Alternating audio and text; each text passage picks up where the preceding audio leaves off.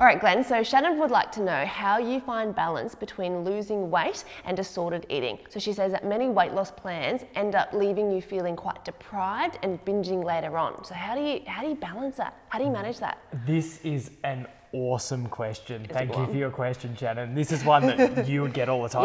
Yeah, and I get all the time. So you're absolutely right. Weight loss plans can leave you at a higher risk of disordered eating. So this is an unrefutable dark side to weight loss approaches. Often, even if they don't leave you with an eating disorder or disordered eating, they actually don't work very well in general, weight loss plans. So me personally, I'm not a big fan of them. I think that a lot of the time they're a waste of your time and your money. So I much prefer to follow an intuitive eating approach. So I work with people, helping them understand their own signals of hunger and fullness, what their body likes and doesn't like, and almost forgetting about the rules. And the same with exercise. You know, learning to have what I call a positive relationship with exercise. Definitely. Yeah, so feeling good when you exercise, doing things that are right for you, which for a lot of people is not the gym. Like you love the gym. I sometimes love it, and when I love it, I do it, and then I go off it for 6 months. I love martial arts training. Great. And so I do that all the time, but some people just like walking, or you know, it's so I'm really interested in helping people, and Shannon, I hope this helps you. If you were my client, I'd be helping you learn intuitive eating skills, and they're the skills of people who eat well without trying. You know, those people that say no to the cake and actually mean it. No, thank you. I'm actually not hungry. I just had a beautiful dinner. I'm good. Those guys, they're intuitive eaters. Those unicorns. I say to the people that really annoy my clients. My client's like, oh, I wish I could be like one of them. Exactly. So if you develop these intuitive eating skills, which can be learned. So some people have them naturally. If not, there is good research to show that you can learn them and then develop this positive relationship with physical activity. Then you can kind of circumvent the whole weight loss process, and your body will figure out where it wants to weigh. And I honestly, and I'll be honest with you guys, sometimes I do this with people and they lose a significant amount of weight. Without even trying. Without trying. Sometimes people just lose a little amount of weight. Sometimes they kind of stay the same. Because their body's just like, hey, I'm kind of happy here, but they're definitely healthier. And if you take the focus off weight and make it about your health, then you're going to get benefits regardless of what your weight does. Absolutely, because as we know, and we need you to know, healthy habits make you healthy at whatever size or shape you are. Exactly. And then it kind of, your body just kind of takes care of itself. Exactly.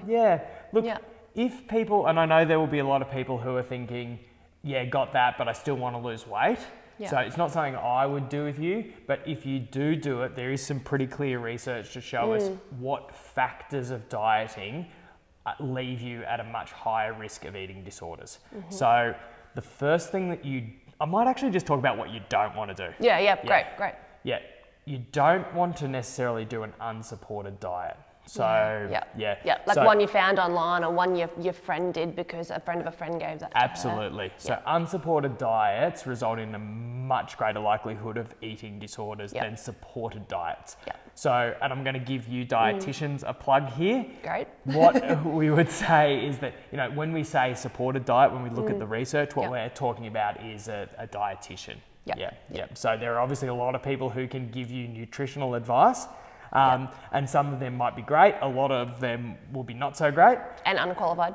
Totally. And so we would want you to do a supported diet, and that means regularly seeing a dietitian or a nutritionist.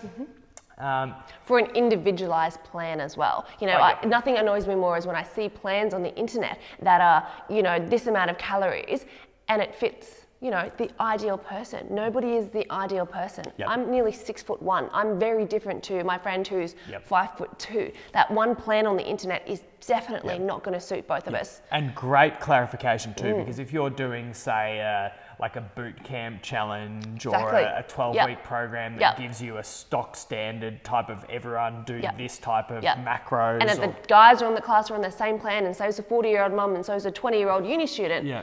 that's a problem. Yeah, that's not what we talk about when we say a supported diet. So that would be a weight loss plan that leaves you at a much higher risk of developing disordered eating. Yeah.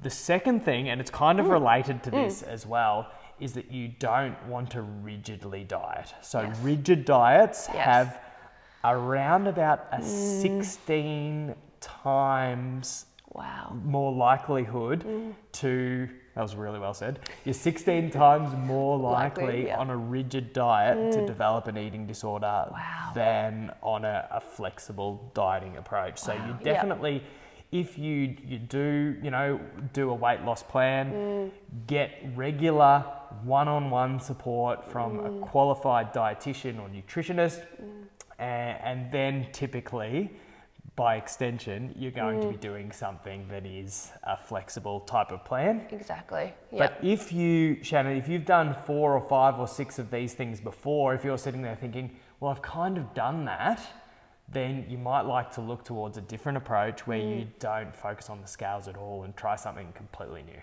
Yeah, perfect. Yeah. And just to reinforce what Glenn's saying, the more rigid your diet is, the less that allows you for success, because nobody can sustain such a rigid, such a strict diet long term. And that's where you get caught up in that dieting cycle where you do a really strict diet and you lose a lot of weight and then you fall off the wagon because you couldn't sustain it, and it's not your fault, it's the diet's fault because it was way too strict to begin with, and then you regain the weight, then you go on another diet, then you regain the weight, and your weight just goes like this over years, and you never really learn to nourish your body properly because you're just constantly under eating and losing weight, and then you get to the point where your body just goes, I can't do it anymore, I've had enough, and you regain all the weight again. So the more rigid your diet, and you would know if you've got a rigid diet, if you can't go out and have a piece of cake for your best friend's birthday or for your mum's birthday or have a glass of wine in celebration of your friends getting married, if that's a no in your diet or your meal plan, then that's not a sustainable way to live. Yeah, just to sum it up. I think that's good. Yeah. So we don't like rigid diets, we don't like dieting, we want you to be able to integrate whatever sort of healthy foods that you're eating into your daily life, so that if it's a birthday party at work and there's cake around, you want to eat cake with your colleagues. If your best friend buys a house and she offers you a glass of champagne, you want to drink that champagne. You don't want to be that person that says, oh no, I'm sorry Glenn, I can't have that champagne, I'm on a diet. Yeah, because you don't want to be that person. It's exactly like you say, and that matches what we find in the research too. Not only is rigid dieting linked with eating disorders, it's also linked with weight gain after you finish. Yep. That So yo-yo whatever dieting you do, effect. don't diet. Don't diet.